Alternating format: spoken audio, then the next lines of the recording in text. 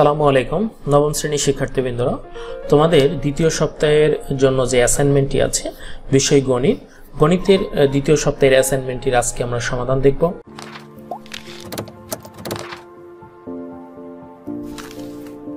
প্রথমে দেখো সংক্ষিপ্ত প্রশ্ন আছে 1 2 3 4 চারটি সংক্ষিপ্ত প্রশ্ন আছে।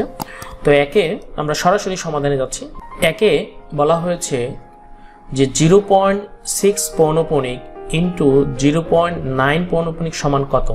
তাহলে আমরা পৌনঃপুনিক যা আছে তাই লিখব এবং পৌনঃপুনিক যতটা সংখ্যার উপর পৌনঃপুনিক ততটা 9/9। তাহলে দেখো এখানে 6/9 ইন্টু 1, তাহলে 6/9 ভেঙে দাও এটাকে 2/3, এটাকে 3 দিয়ে ভাগ করলাম, এটা থেকে 3 দিয়ে ভাগ করলাম, তাহলে আমাদের 1 নম্বরটা হয়ে গেল, তাই না? তো সেম ভাবে দেখো 2 নম্বরটা, 2 এ কি দেওয়া আছে 32 সমস্ত 21/37। তো এর আবৃত দশমিকে প্রকাশিত মান কত? তো তোমরা প্রথমত এই মানটিকে ক্যালকুলেটরে উঠাবে। কি আছে দেখো, এটার সাথে এটা গুণ করবে, এটার সাথে এটা গুণ করার পর দেন 21 কে যোগ করে দিবে। তাহলে দেখো 32 গুণন 37, হ্যাঁ, তারপরে এটার সাথে যোগ করবে কত 21। তাহলে আমরা কত পাইলাম, উপর হলো 1205, নিচে কত 37, তাহলে লিখবো হচ্ছে 1205/37। এই মানটাকে তুমি ক্যালকুলেটর দিয়ে ভাগ দিবে, তাহলে কি লিখবে 1205/37। ওকে, নিচে দিতে হবে, নিচে হচ্ছে 37। তাহলে তুমি ক্যালকুলেটরে ভাগ দিলে মান আসবে কি, দশমিকে নাও তো এটা, দেখো 32.567। তুমি একটু দেখো ক্যালকুলেটর দিক খেয়াল করবে, উপরে বার চিহ্ন আছে, তাই না? তো অনেকের ক্যালকুলেটরে হয়তো এই বার চিহ্নটি আসবে না, এরকম আসবে 32.567 এভাবে আসতেই থাকবে, তাই না? তো এটাকে আমরা কি করব, যে মানটা পুনরাবৃত্তি আছে, যেমন যে 567 এই 567 এর উপর আমরা পৌনঃপুনিক দিব, প্রথম সংখ্যা এবং শেষের সংখ্যা। এটি হচ্ছে আবৃত দশমিক ভগ্নাংশে প্রকাশ, এটি হচ্ছে অ্যান্সার।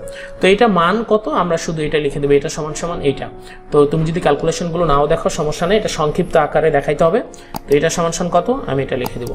এরপরে দেখো 3 নম্বরটা বলা হয়েছে n সমান সমান কি দেওয়া আছে 2p-3, n সমান সমান 2p-3।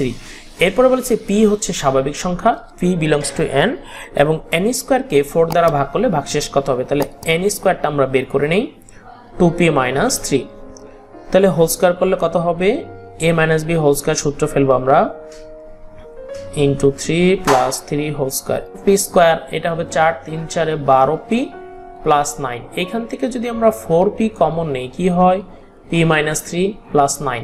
এখন আসো এখানে একটু খেয়াল করবে, এই যে 4p-3 দেখো এইটার ভিতরে যে কোনো একটা বিজোড় আর একটা হলো জোড়, এই দুটার মধ্যে হয় একটা জোড় একটা বিজোড়, তাহলে একটি জোড় এবং একটি বিজোড় সংখ্যার গুণফল কি হবে, একটি জোড় সংখ্যা হবে, এবং তার সাথে দেখো 4 গুণ আছে, তার মানে এখানে যে টোটাল রেজাল্টটা আসবে সেটা হচ্ছে জোড় রেজাল্ট।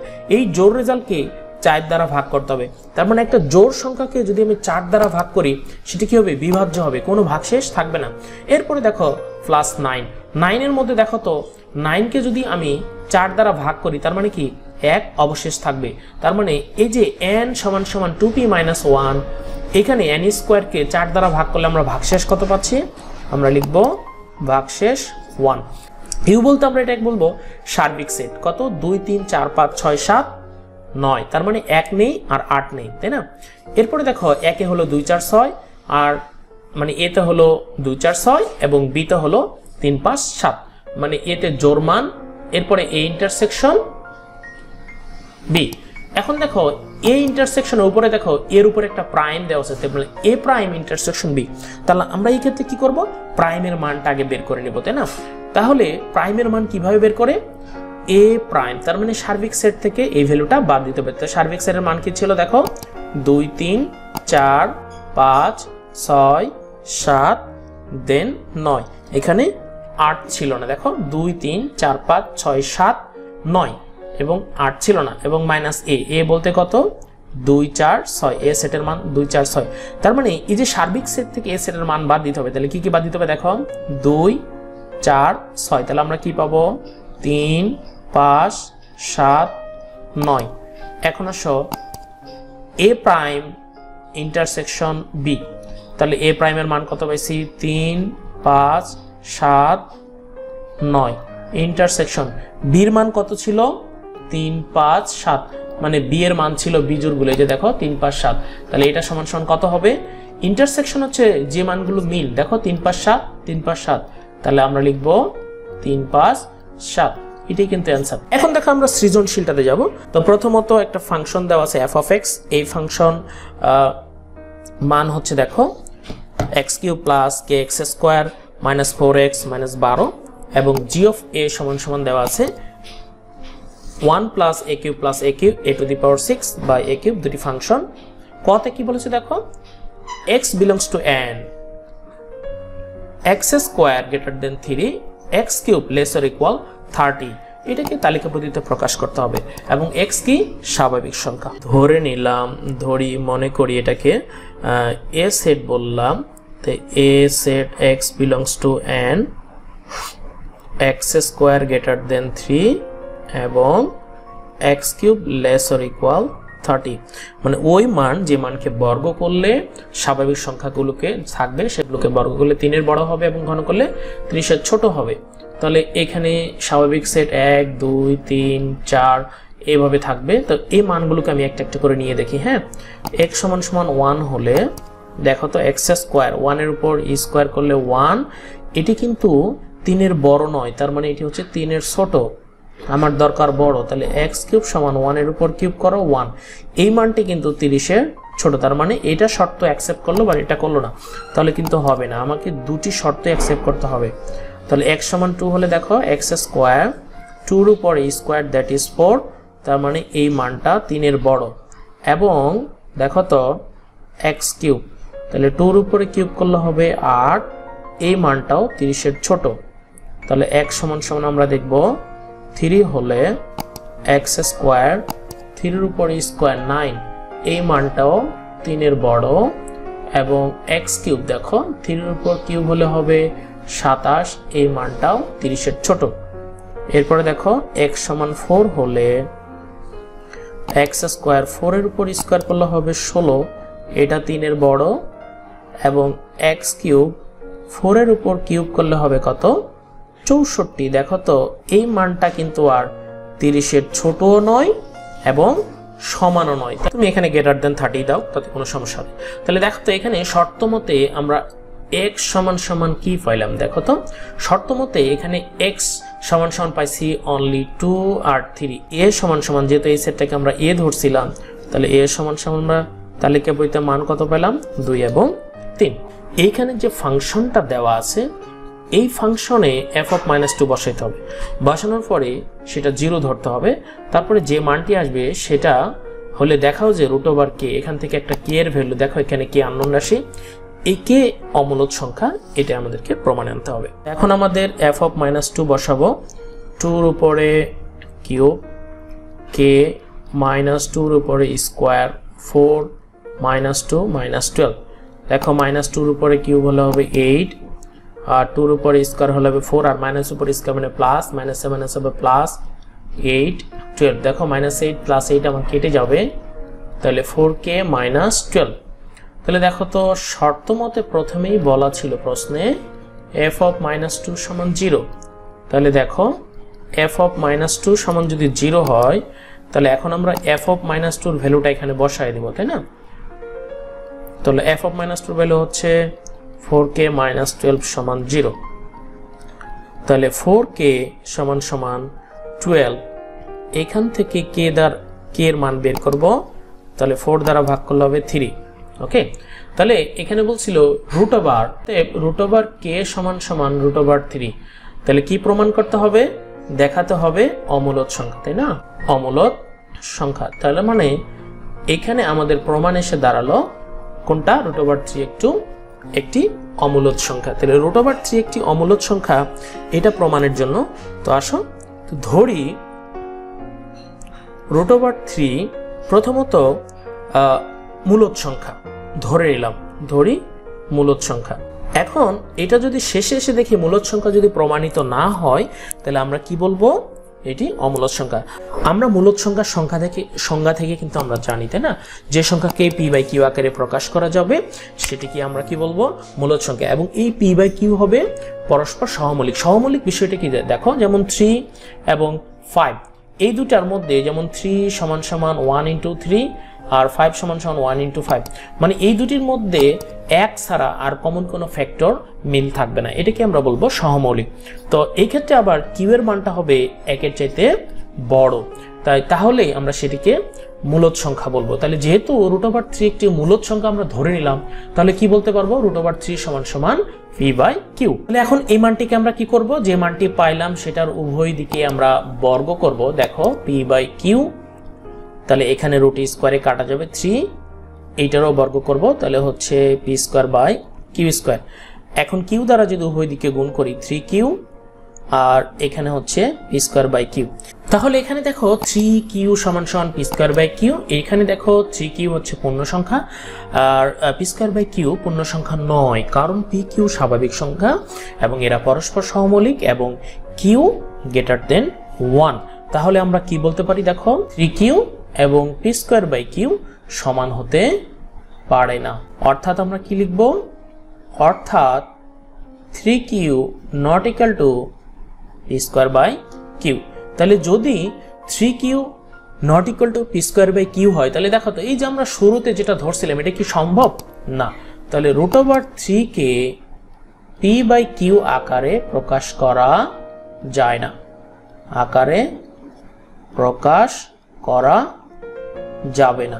তাহলে না গেলে কি হবে, অর্থাৎ তাহলে আমরা কি বলবো, √3 not equal to P by Q. তাহলে √3 not equal to P by Q হলে কি হবে, √3 একটি অমূলদ সংখ্যা। ওকে, গতে দেখো জি অফ এ একটা ফাংশন দেওয়া আছে, জি অফ এ স্কোয়ার সমান সমান G of A inverse A square. দেখো জি অফ এ সমান সমান দেওয়া আছে 1 plus A Q plus A to the power 6 by A Q. তাহলে এখন আমরা জি অফ এ স্কোয়ার এই ভ্যালুটা বসাবো। তাহলে দেখো তো এর বদলে কত বসবে, এ স্কোয়ার, তার উপরে কিউব, এর বদলে এ স্কোয়ার তার পাওয়ার 6, এর বদলে এ স্কোয়ার তার পাওয়ার 6। তাহলে এই ক্ষেত্রে আমরা পাচ্ছি 1, 3 দুগুণ 6, এ to the power 6, A to the power 12 আর হচ্ছে এ টু দি পাওয়ার 6, 6 দুগুণ এখানে পাওয়ার একটু 3 হবে। আবার আমরা এই যে জি অফ এ যেটা আছে এটাতে কত বসাবো, জি অফ ইনভার্স স্কোয়ার। এটা মানে কি দেখো তো, জি অফ 1 বাই এ স্কোয়ার। তাহলে এখন এটাতে যদি জি অফ 1 বাই এ স্কোয়ার বসাই তাহলে কি হবে, 1 প্লাস 1 বাই এ স্কোয়ার তারপর কিউব, 1 বাই এ স্কোয়ার তারপর 6, 1 বাই এ স্কোয়ার তার পাওয়ার কিউব। তাহলে এখানে ভ্যালু কত পাচ্ছি, 1 by A to the power 6, 1 by A to the power 12, 1 by A to the power 6। তাহলে উপরে লসাগু হচ্ছে এ to the power 12, A to the power 12 কে 1 দ্বারা গুণ করলে হবে A to the power 12, A to the power 12 কে যদি এ টু দি পাওয়ার 6 দ্বারা ভাগ দাও তাহলে কি হবে, এ টু দি পাওয়ার 6, আর এ টু দি পাওয়ার 12 কে এ টু দি পাওয়ার 12 কে দ্বারা ভাগ করলে 1ই থাকবে, আর নিচে কি আছে 1 by A to the power 6। দেখো এটা ভাগ আকারে আছে, তাহলে এখন আমরা গুণ করে দিব। তাহলে উপরের মানটি লিখে গুণন, তাহলে এ টু দি পাওয়ার 6 উপরে নিচে 1, তাহলে এ টু দি পাওয়ার 6 কে দ্বারা এ টু দি পাওয়ার 12 কে ভাগ দিব, তাহলে কি কে থাকবে, দেখো এ to the power 12, A to the power 6 1 আর নিচে থাকবে এ টু দি পাওয়ার 6। তাহলে এখন যদি আমরা সাজিয়ে লিখি, দেখো 1 A to the power 6 plus A to the power 12 নিচে হলো এ টু দি পাওয়ার 6। এখন দেখো তো এই যে জি অফ 1 বাই এ স্কোয়ারের মান আর জি অফ এ স্কোয়ারের মান সেটা কি মিলে গেছে। তাহলে আমরা লিখবো জি অফ এ স্কোয়ার সমান G of A inverse square. তাহলে এটা প্রুভড। সৃজনশীল 2তে দেখো এখানে একটি চিত্র দেওয়া আছে, প্রথম চিত্র এটি চিত্রে আমরা যদি একটু চিত্রের দিকে একটু আগে খেয়াল করি, এই চিত্রে এবির দৈর্ঘ্য দেওয়া আছে 15 সেন্টিমিটার, বিসি মান দেওয়া নাই, সিডির মান 7 সেন্টিমিটার, আবার ডিইর মান 5 সেন্টিমিটার, আবার দেখো ডিই আবার জি সমান, তার মানে এই জির মানও হবে 5 সেন্টিমিটার, তাই না? এবং এই জি এর মান হচ্ছে 12 সেন্টিমিটার। বন্ধুরা এটাকে দুটি তিনটি নিয়মেও করা যায়। এবং আমি তোমাদের জন্য যেটা সবচেয়ে সহজ সেই নিয়মটাই আমি দেখাই দেবো। তো দেখো, আমরা এখন যদি এই বিসির দৈর্ঘ্যটা নির্ণয় করতে হবে, বিসির দৈর্ঘ্য নির্ণয় করো, তাহলে বিসির দৈর্ঘ্য যদি নির্ণয় করি তাহলে কিভাবে নির্ণয় করব দেখো। ক বিসির দৈর্ঘ্য, তাহলে আমরা প্রথমত দেখো এই অংশটাকে এটার সাথে মিলাইয়ে দিলাম, ওকে, এটার নাম দিলাম GH। তাহলে দেখো তো এই যে DE যদি 5 হয়, G কত হবে 5, এবং D কত হবে সেটাও হবে 5, কারণ কি GE আর DE তখন কি হবে সমান্তরাল। এবং দেখো 5, এই টোটাল এইখান থেকে এই পর্যন্ত যদি সে 12 হয় আর এইটুকু যদি 5 হয় তাহলে এটুকু কত হবে 7, আর এটা হলো 5, ওকে। তাহলে দেখো তো এখন এই সি থেকে যদি এবির উপর লম্ব অঙ্কন করি, এইভাবে লম্ব অঙ্কন করি, তাহলে কি হচ্ছে দেখো, এই এ বি সি এইচ এটা কিন্তু একটা ট্রাপিজিয়াম হয়ে গেছে, ওকে।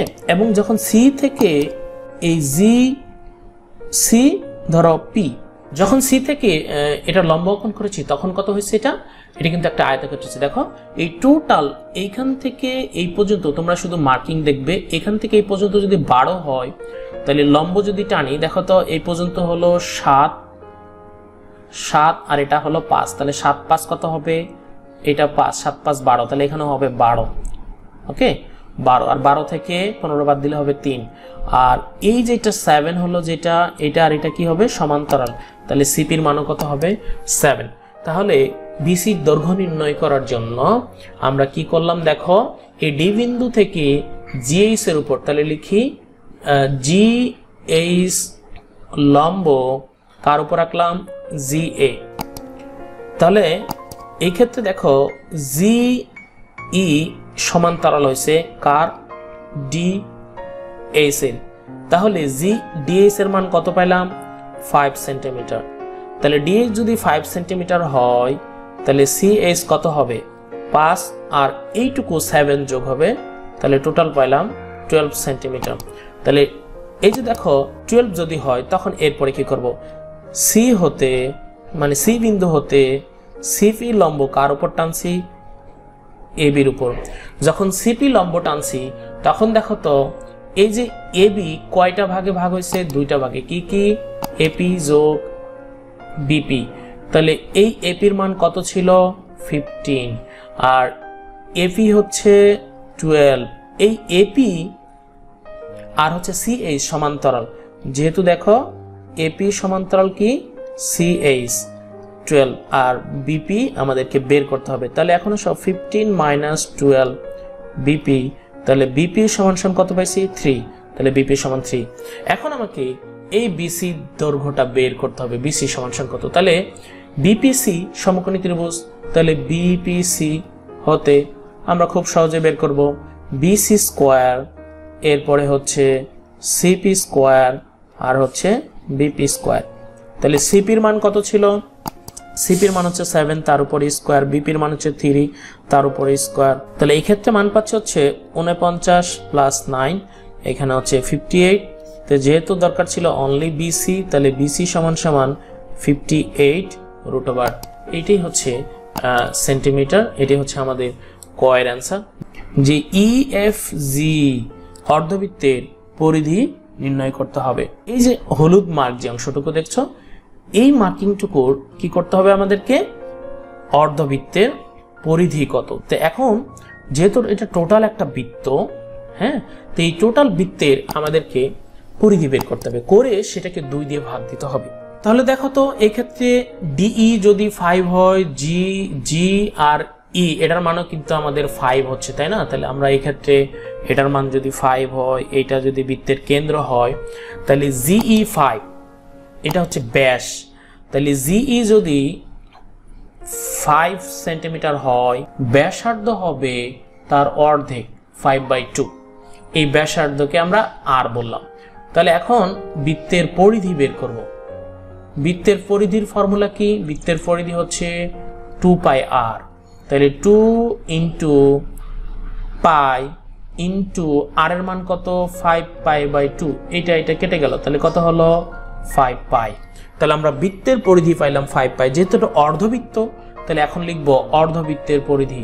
অর্ধ বলতে আমরা কোনো জিনিসের অর্ধেক বলে সেটাকে আমরা 2 দিয়ে ভাগ দেবো, তাই না? তাহলে অর্ধবৃত্তের পরিধি কত হচ্ছে 5 পাই বাই বৃত্তের পরিধিকে 2 দিয়ে ভাগ দিলাম, তাহলে এক্ষেত্রে 5 পাই বাই 2, এটাকে ক্যালকুলেশন করলে ইন্টু 3.1416/2, তাহলে এটার মান হচ্ছে 7.854। ওকে, এটি হচ্ছে অর্ধবৃত্তের পরিধি। ABCDEFG এর পরিসীমা ও ক্ষেত্রফল কত? এখন এটার যদি আমি পরিসীমা নির্ণয় করি, দেখো তাহলে পরিসীমা বের করলে আমাদের কত আসবে। এখন বের করব কি পরিসীমা, তাহলে পরিসীমাটা কি দেখো, এই মার্কিং, এই যে এ থেকে বি পর্যন্ত AB বাহুর দৈর্ঘ্য, তারপরে BC বাহুর দৈর্ঘ্য, তারপরে CD বাহুর দৈর্ঘ্য, CDর পরে কি DE দৈর্ঘ্য, তারপরে EFG অর্ধবৃত্তের, EFG অর্ধবৃত্তের পরিসীমা, পরিধি যেটা আছে এর পরিধি। ওকে, তারপরে কি হবে GA, এই সবগুলোকে যদি আমরা যোগ করি তাহলে কিন্তু আমরা পরিসীমা পাবো। তাহলে AB হচ্ছে 15, BCর মান পেয়েছি √58 প্লাস CDর মান কত 7 আর D এর মান হচ্ছে 5, EF এর মান ছিল, এটার মান ছিল যে দেখো পরিধি 7.854 আর G এর মান হচ্ছে 12। তো সব মানগুলোকে তোমরা যোগ করবে 54.45469, 54.469, তাহলে আমরা এখানে লিখব 54.469 সেন্টিমিটার প্রায়। তো দেখো এটি হচ্ছে আমাদের পরিসীমা। এরপরে বলা হয়েছে ক্ষেত্রফল নির্ণয় করো। এখন এই ক্ষেত্রে আমাদেরকে বুঝতে হবে, চিত্রটা খুব ভালো করে বুঝতে হবে, চিত্রটা বুঝতে পারলেই হবে। দেখো এই ক্ষেত্রে আমাদের কয়টা ক্ষেত্র আছে, কয়টা ক্ষেত্র। এখন আমি খুব সহজভাবে যাচ্ছি, দেখো এইখান থেকে যদি আমি এটা অঙ্কন করি, ধরো এটা অঙ্কন করলাম, ওইভাবে যেভাবে বোল্ট আছে আমি সেভাবে বোল্ট দিলাম, যদি অঙ্কন করি দেখো তো তাহলে কি হচ্ছে A B C আর এটার নাম দিলাম H। হ্যাঁ, তাহলে A B C H কি হলো বলো তো, ট্রাপিজিয়াম। ওকে, এটা একটা ট্রাপিজিয়াম হলো। আবার দেখো তো যখন এটা টানা হলো এই ক্ষেত্রে তখন কি হলো, এই যে DE GH DE GH এটা কি বর্গক্ষেত্র হলো, এটা বর্গ, কোনটা DE GH এটা কিন্তু একটা বর্গ। এখন ক্ষেত্রফলের জন্য দেখো আমরা 3টি ক্ষেত্র দেখালাম 3 কালার দিয়ে, দেখো হলুদ কালার এটা বললাম ট্রাপিজিয়ামের ক্ষেত্রফল, আর DGH এটা বললাম বর্গক্ষেত্র, আর এই যে দেখো GFE এটা কি অর্ধবৃত্ত, তাহলে অর্ধবৃত্তের ক্ষেত্রফল। তাহলে ট্রাপিজিয়ামের ক্ষেত্রফলের সূত্র আমরা কি লিখব, যে হাফ ইন্টু সমান্তরাল বাহুদ্বয়ের যোগফল GH ইন্টু উচ্চতা। ওকে, তে উচ্চতা কত, এই যে A থেকে H পর্যন্ত এটা হচ্ছে তার উচ্চতা গেল। আর বর্গক্ষেত্রের ক্ষেত্রফল বাহু স্কয়ার, তার মানে যে কোনো একটা বাহুর উপর হোল স্কয়ার। আর এখানে অর্ধবৃত্ত, বৃত্তের ক্ষেত্রফল কি পাই আর স্কয়ার, অর্ধেক মানে 2। এই যে 3টি ক্ষেত্রফল যদি আমরা যোগ করে ফেলি তাহলে আমরা কি পাবো, যে টোটাল যে ক্ষেত্রটা আছে সেটা আমরা ক্ষেত্রফল নির্ণয় করতে পারবো। তো এই ধরনের ক্ষেত্র যেটা দেখছো, এই যে এই প্রথম যে চিত্রটা, এই চিত্রটা কিন্তু একটা অনিয়মিত বহুভুজ। হ্যাঁ, দেখো এই জন্যই কিন্তু এটার একটু ক্ষেত্রফলটা বের করতে তোমাদের একটু কষ্ট হচ্ছে, যে হ্যাঁ অনিয়মিত বহুভুজের ক্ষেত্রফলটা একটু বুঝতে কষ্ট হচ্ছে। তো এখন আসো এটা আমরা যে A B C H বলছিলাম ট্রাপিজিয়ামের ক্ষেত্রফল। ওকে, তাহলে ট্রাপিজিয়ামের আমরা ক্ষেত্রফলটা বের করে নেই। তো ট্রাপিজিয়ামের ক্ষেত্রফলের সূত্র হচ্ছে হাফ সমান্তরাল বাহুদ্বয়ের সমষ্টি AB প্লাস CH আর হচ্ছে উচ্চতা AH। এখন আমরা মানগুলো দেখব, AB এর মান ছিল হচ্ছে 15 আর CH এর মান ছিল হচ্ছে 12 আর AH এর মান ছিল হচ্ছে 7। কিভাবে মানগুলো আসলো দেখো, এইটা এইটুকু ছিল 5, তাহলে এটা হলো 7 আর 5, তাহলে টোটাল কত হলো 12। আর এইটুকু ছিল 12, তাহলে এখান থেকে দেখো এইটুকু 5 হলে এটুকু যদি 5 হয় তাহলে এইটুকুর মান কত হবে 7, 4.5 সেন্টিমিটার স্কয়ার, যেহেতু সব সেন্টিমিটার আছে সেন্টিমিটার স্কয়ার। এখন আমরা কি করব দেখো তো, GEDH এই বর্গক্ষেত্রের ক্ষেত্রফল নির্ণয় করব। তাহলে বর্গক্ষেত্রের ক্ষেত্রফল কি বাহু স্কয়ার, বাহু ছিল 5 তাহলে হচ্ছে 25 সেন্টিমিটার স্কোয়ার। এখন আমরা কি করব, এই যে বৃত্ত যেটা আছে এই বৃত্তের ক্ষেত্রফল নির্ণয় করব। বৃত্তের ক্ষেত্রফল কি পাই আর স্কোয়ার, তাহলে অর্ধবৃত্ত কি হাফ মানে 2 দিয়ে ভাগ দিতে হবে। তাহলে এখন আমরা লিখব যে অর্ধবৃত্তের ক্ষেত্রফল, পায়ের মান আমি বসাই দিই 3.1416 ইন্টু আর এর মান কত ছিল 5/2।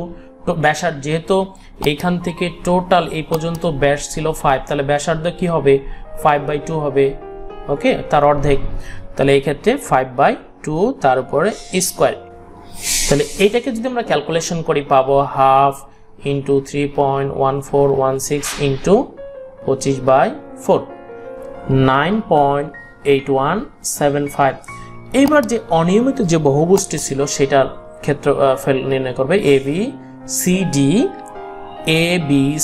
ডি ই জি এর ক্ষেত্রফল। তাহলে এর ভিতরে আমরা কয়টা জিনিস দেখছি, ট্রাপিজিয়ামের ক্ষেত্রফল এ বি সি এইচ, ট্রাপিজিয়ামের ক্ষেত্রফল এটা আমরা একবারও করতে পারতাম। তারপরে যোগ করব হচ্ছে বর্গের ক্ষেত্রফল, বর্গটা কি ছিল জি ই ডি এইচ, বর্গের ক্ষেত্রফল। এরপরে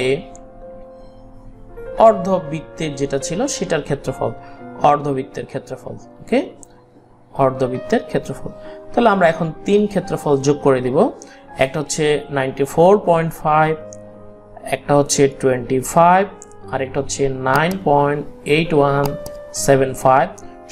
সবগুলো যদি আমরা যোগ করে দেই 129.3175 সেন্টিমিটার স্কয়ার। দেখো দ্বিতীয় চিত্র, এটি হচ্ছে একটা নিয়মিত বহুভুজ।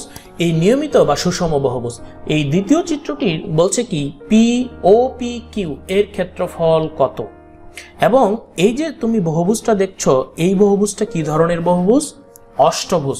দেখো এই যে 1 2 3 4 5 6 7 8 এই অষ্টভুজ আছে। এই অষ্টভুজে দেখো প্রত্যেকটা বাহু মান দেওয়া আছে, ওপি সমান সমান 4 সেন্টিমিটার, ওকে। তাহলে ওপি সমান সমান 4 হলে ও কিউ, ও আর, ও এস, ও টি, ও ইউ, ও ভি, ও ডাব্লিউ সবগুলো কি হবে সমান হয়ে যাবে, তাই না। এই দেখো এখানে যে অষ্টভুজটি দেখছো, এই অষ্টভুজের কৌণিক বিন্দুর দূরত্ব দেখো এইখান থেকে এই পর্যন্ত হচ্ছে 4 সেন্টিমিটার, কৌণিক বিন্দুর দূরত্ব হচ্ছে 4 সেন্টিমিটার। তো প্রথমত ত্রিভুজ OPQ এর ক্ষেত্রফল কত। OPQ এই ত্রিভুজের যখন ক্ষেত্রফল নির্ণয় করতে বলছে, তাহলে এই যে OPQ এই ত্রিভুজটা এখন দেখতে হবে যে OPQ ত্রিভুজের সবগুলো বাহু, OP বাহু 4 সেন্টিমিটার, OQ বাহু 4 সেন্টিমিটার। দেখো OP আর OQ সমান, এগুলো হচ্ছে 4 সেন্টিমিটার। আর এখন দেখতে হবে এই যে PQRST UVW এই যে সুষম ষড়ভুজটি আছে, এর কেন্দ্র ও থেকে শীর্ষবিন্দু যোগ করলে আমরা ষড়ভুজ পাইছি। এবং এই ষড়ভুজটি কি হচ্ছে, ষড়ভুজ না অষ্টভুজ পাইছি। এই অষ্টভুজটা দেখো 8টি সমান ক্ষেত্র বিশিষ্ট ত্রিভুজ উৎপন্ন করছে। তাহলে এই ক্ষেত্রে এর উৎপন্ন কোণ কত, ওকে। তাহলে আমরা এখন এই উৎপন্ন কোণটা, কেন্দ্রে তাদের উৎপন্ন কোণ কত। দেখো তো যখন একটা বৃত্তের কেন্দ্রে কত ডিগ্রি কোণ উৎপন্ন করে, 360 ডিগ্রি। তাহলে এই ক্ষেত্রে আমরা পি ও কিউ কত পাবো, 360কে আমরা 8 দিয়ে ভাগ করব। যেহেতু এটি 8টি সমান ক্ষেত্র বিশিষ্ট ত্রিভুজে ভাগ হয়েছে, তাহলে এই ক্ষেত্রে আমরা মান পাবো 45 ডিগ্রি। তাহলে দেখলাম প্রত্যেকটি ত্রিভুজ কেন্দ্রে 45 ডিগ্রি কোণ উৎপন্ন করে। তাহলে এখন ত্রিভুজ OPQ এর ক্ষেত্রফল, ওকে, এই ক্ষেত্রফল হচ্ছে হাফ A গুণন A সাইন অন্তর্ভুক্ত কোণ 45। এ মানে কি, এই যে প্রত্যেকটি কৌণিক বিন্দু থেকে যে বাহুর দূরত্ব সেটা, যেমন এটাকে আমরা A বলতে পারি। তাহলে half into 4 into 4 sine 45 degree মান হচ্ছে 1/√2। 2 দিয়ে এটাকে কাটলাম 2, তাহলে উপরে হচ্ছে 8/√2। এটি হচ্ছে কি আমাদের ত্রিভুজ OPQ এর ক্ষেত্রফল, তাই না। তাহলে এটার মান যদি আমরা ক্যালকুলেশন করি, তাহলে মান কত পাবো 4√2। তাহলে আরো যদি দশমিকে লিখি, তাহলে মান আসবে হচ্ছে 5.657 এটা হচ্ছে মান সেন্টিমিটার স্কয়ার। এখন বলা হচ্ছে সুষম বহুভুজটির ক্ষেত্রফল নির্ণয় করো। এখন এটা আরো সহজ। সুষম বহুভুজটির ক্ষেত্রফল দেখো তো, এই একটা অংশ যে অংশটা লাল করে রাখছে এটার ক্ষেত্রফল কিন্তু আমরা পাইলাম কত, 4√2 বা 5.657। একটার ক্ষেত্রফল যদি এটা হয় তাহলে সুষম বহুভুজ কয়টা, 8টা। এটারও তাই আসবে 4√2, এটাও 4√2, এটাও 4√2। তো খুব সহজেই করার জন্য আমরা কি করব, 8 দ্বারা গুণ করব সুষম বহুভুজটির ক্ষেত্রফল। তাহলে সুষম বহুভুজটির ক্ষেত্রফল বা অষ্টভুজ যেটা আছে, সুষম বহুভুজের ক্ষেত্রফল, বহুভুজে লিখি আমরা বহুভুজের ক্ষেত্রফল। তাহলে কি করব, 8 ইন্টু POQ এর ক্ষেত্রফল। তাহলে এই একটার ক্ষেত্রফল 8 ইন্টু এটার মান হচ্ছে 4√2, 4 8 32√2। এটাকে যদি আমরা ক্যালকুলেশন করি তাহলে কত পাচ্ছি, 32√2 সমান মান আসতেছে 45.254834 সেন্টিমিটার স্কয়ার। এটি কিন্তু সুষম বহুভুজটির ক্ষেত্রফল। খুব সহজে বেড়ে গেল, মানে একটার যখন ক্ষেত্রফল বের করছি সবগুলো ক্ষেত্রফল যোগ করে দিলেও হতো, বা 8 দ্বারা গুণ করলে আমরা সুষম বহুভুজের ক্ষেত্রফল পাইলাম। এখন এই ক্ষেত্রে আসো নিয়মিত আকৃতির, অনিয়মিত আকৃতির এবং সুষম বহুভুজের মধ্যে কোনটির ক্ষেত্রফল নির্ণয় সহজতর বলে মনে করো। দেখো তো, আমরা এর আগে একটা যে সৃজনশীল করলাম প্রথম চিত্র দিয়ে, সেই চিত্রটা ছিল অনিয়মিত আকৃতির, তাই না? এই অনিয়মিত আকৃতির ক্ষেত্রে কিন্তু আমাদের অনেক বেগ পেতে হয়েছে। এখন এই যে নিয়মিতের ক্ষেত্রে আমরা কি দেখছি, খুব সহজে আমরা করে ফেললাম, তাই না? নিয়মিতের ক্ষেত্রে ক্ষেত্রফল নির্ণয়ের ক্ষেত্রে দেখো খুব সহজে একটা বের করলে সবগুলো, নিয়মিতের ক্ষেত্রে যে কৌণিক বিন্দু থেকে দূরত্বগুলো সমান থাকবে, অনিয়মিতের ক্ষেত্রে সেগুলো সমান থাকবে না। নিয়মিতের ক্ষেত্রে দেখা যাবে পরিসীমা এবং ক্ষেত্রফল খুব সহজে করা যায়, অনিয়মিতের ক্ষেত্রে সেটা সম্ভব হচ্ছে না। তাহলে এখন আসে এটার আমরা একটু উত্তরটা দেখি, কিভাবে আমরা উত্তরটা লিখবো। এটা তুমি তোমার মনের মতো করে লিখতে পারো, তুমি তোমার মতো করে সাজিয়ে লিখতে পারো। অনিয়মিত আকৃতির এবং সুষম বহুভুজের মধ্যে সুষম বহুভুজের ক্ষেত্রফল নির্ণয় অধিকতর সহজ বলে আমি মনে করি। যে বহুভুজের বাহুগুলো এবং অন্তঃস্থ কোণগুলো পরস্পর সমান তাকে সুষম বহুভুজ বা নিয়মিত বহুভুজ বলে। আবার যে বহুভুজের বাহুগুলো এবং অন্তঃস্থ কোণগুলো পরস্পর অসমান তাকে অনিয়মিত বহুভুজ বলে। অনিয়মিত আকৃতির ক্ষেত্রে বিভিন্ন অংশের মাত্রা সমান নয়, কিন্তু সুষম বহুভুজের মাত্রাগুলো কি হয়, সমান হয়। অনিয়মিত আকৃতির ক্ষেত্রের বিভিন্ন অংশের ক্ষেত্রফল একত্রে যোগাযোগের মাধ্যমে অনিয়মিত ক্ষেত্রের ক্ষেত্রফল পাওয়া যায়। যেহেতু এটা করা তুলনামূলক কঠিন, দেখলে আমরা 1 নম্বর চিত্রের তুলনায় 2 নম্বর চিত্রের ক্ষেত্রফল বের করা সহজ। আমরা 1 নম্বর চিত্রে কি করলাম, বিভিন্নভাবে যোগ করলাম, লম্ব টানলাম, অর্ধেক অর্ধেক পরিধি, অর্ধেক অর্ধেক ক্ষেত্রফল বের করে সবগুলো যোগ করলাম। বাট আমরা 2 নম্বর চিত্রে কিন্তু সেটা দেখিনি। 2 নম্বর চিত্রে কেটে খুব সহজে আমরা বের করতে পারছি। তো থ্যাংক ইউ বন্ধুরা, আজকে আমরা তোমাদের নবম শ্রেণীর অ্যাসাইনমেন্ট 1 এর দ্বিতীয় সপ্তাহের জন্য যে অ্যাসাইনমেন্টটি দিয়েছি সেটি তিনটি সৃজনশীল ছিল। একটা হচ্ছে বাস্তব সংখ্যা সেট ফাংশন থেকে, তাই না? আরেকটি ছিল যে আমাদের পরিমিতি থেকে। আশা করি এর পরবর্তী যেগুলো তোমাদের অ্যাসাইনমেন্ট আসবে সেগুলো আমি তোমাদের সলভ করে দেওয়ার চেষ্টা করব। আর সেজন্য চ্যানেলটিকে সাবস্ক্রাইব করবে এবং সাবস্ক্রাইবের পাশে থাকা বেল বাটনটি বাজিয়ে দিবে। তো সে পর্যন্ত ভালো থেকো, বাসায় থেকো, নিরাপদে থেকো। আল্লাহ হাফেজ।